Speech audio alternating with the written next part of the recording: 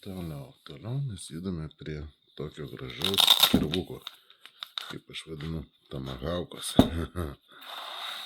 Dėkliukas apsauginis toks kietesnis ir pats kirvukas.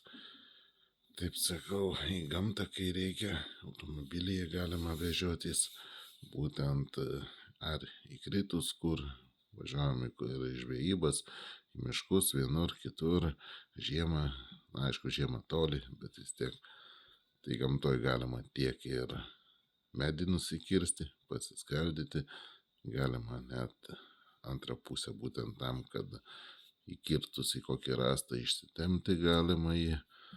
Na, toks universalus, gražus kirvukas, lengvas, aišku, turi biškutį svorio, bet toks vat šaunus tikrai gali atitekti jums, jeigu jį laimėsite. Smagus ir gražus. Tai pasistengkit laimėti ir sėkmės jums.